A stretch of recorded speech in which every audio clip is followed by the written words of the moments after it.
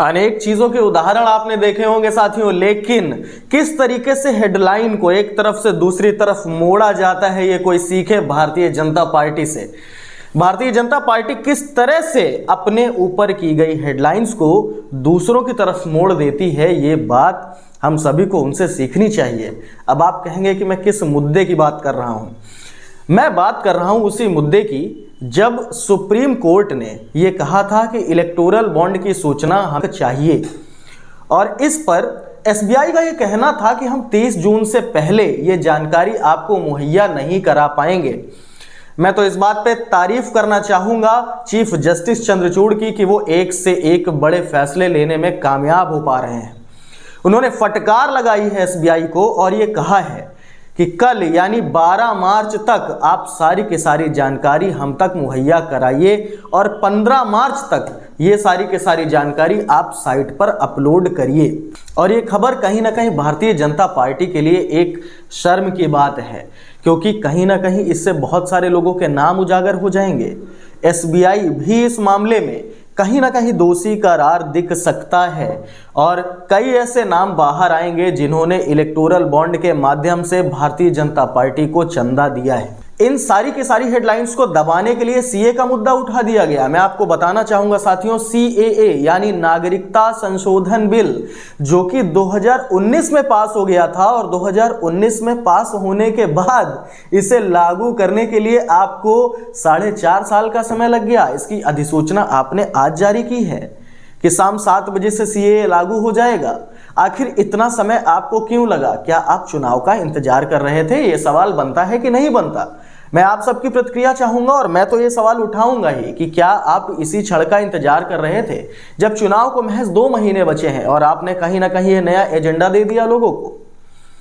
अगर मैं मीडिया की बात करूं तो जहां एक तरफ इतनी बड़ी बात है कि इलेक्टोरल बॉन्ड की सूचना, जिस पर सुप्रीम कोर्ट ने फटकार लगाई है एसबीआई को कि आपको 15 मार्च तक हर हाल में साइट पर उपलब्ध करानी होगी, कोई भी न्यूज़ चैनल वाला इस खबर को नहीं दिखा रहा है। आप कोई भी न्यूज़ चैनल देख लो, कोई भी इस खबर की तरफ बात भी नहीं करना चाहता है। कहीं ना कहीं प्रतिवाद चल रहा है, डिबेट चल रही है, किसको लेकर के? सीएए को लेकर के। तो क्या ये हेडलाइन को मोल्ड करना नहीं है? ये बात बनती है कि नहीं बनती है कि आखिर आप क्या चाहते हैं?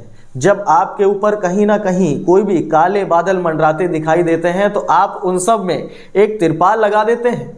क्या यही काम भारतीय जनता पार्टी ने किया है सीएए लगा के? आखिर क्या कहना है भारतीय जनता पार्टी का सीएए को लेकर के, मैं आपको सारी के सारी चीजें बतलाऊंगा। अगर आपको ये वीडियो पसंद आ रही है तो इसे लाइक करें, शेयर करें और हमारे चैनल पर नए हैं तो इसे सब्सक्राइब करें। तो चलिए जानते हैं कि सीएए की रिपोर्ट क्या कहती है। नागरिकता संशोधन अधिनियम सीएए 2019 को देश भर में लागू कर दिया गया है। इससे जुड़े नियमों को आज अधिसूचित कर दिया गया। सीएए पाकिस्तान, बांग्लादेश और अफगानिस्तान से आए बिना दस्तावेज वाले गैर मुस्लिम प्रवासियों को नागरिकता देने के लिए है। सीएए के नियम जारी होने के बाद अब केंद्र सरकार 31 दिसंबर 2014 तक भारत आए बांग्लादेश, पाकिस्तान और अफगानिस्तान के प्रताड़ित गैर मुस्लिम प्रवासियों, हिंदू, सिख, जैन, बौद्ध, पारसी और ईसाई को भारतीय नागरिकता देना शुरू कर देगी। सीएए के बारे में तो आपको पता चल गया। अगर हम इतिहास पर नजर डालें तो सीएए और एनआरसी को लेकर के शाहीन बाग में विरोध प्रदर्शन हो चुका है। क्या वापस से ये जो भारतीय जनता पार्टी है क्या कुछ ऐसा ही कराना चाहती है?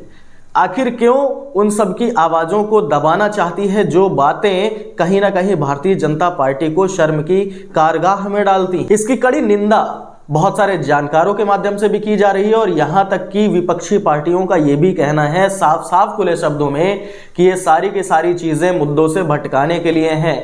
इस पर विपक्ष की तीखी प्रतिक्रिया आ रही है। देखिए जयराम नरेश का बयान और क्या कहते हैं वो इस मुद्दे पर। जयराम रमेश कहते हैं, दिसंबर 2019 में संसद द्वारा पारित नागरिकता संशोधन अधिनियम के नियमों को अधिसूचित करने में मोदी सरकार को 4 साल और 3 महीने का समय लग गया।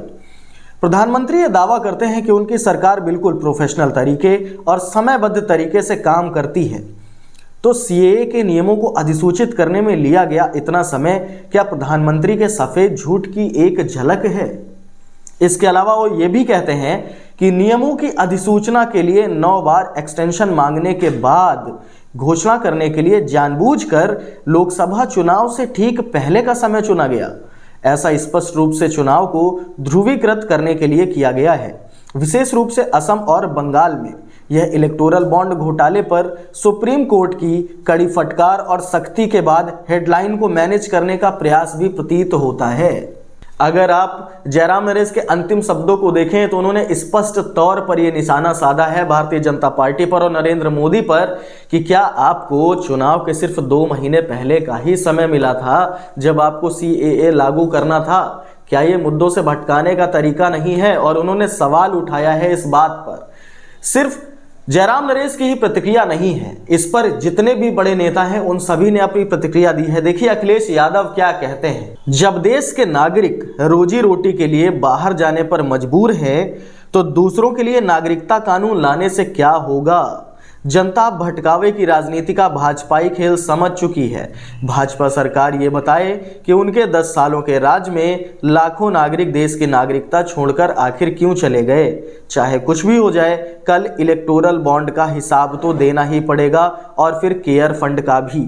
अखिलेश यादव ने ट्वीट के माध्यम से न सिर्फ इलेक्टोरल बॉन्ड की बात कही बल्कि केयर फंड के बारे में भी बात कही, यानी कि केयर फंड का भी हिसाब देना पड़ सकता है भारतीय जनता पार्टी को। इसी पर असदुद्दीन ओवैसी ने भी अपनी प्रतिक्रिया व्यक्त की है और वो लिखते हैं, आप क्रोनोलॉजी समझिए, पहले इलेक्शन सीजन आएगा, फिर CAA रूल्स आएंगे। Our objection to CAA remain the same, CAA's devised and based on Godse's thought that want to reduce Muslims to second class citizens। इस बात का क्या कहना है? इस बात को अगर मैं हिंदी में आपको बताऊं तो उनका साफ कहना है कि हमारी जो आपत्ति है वो CAA को लेकर के अभी भी बनी हुई है।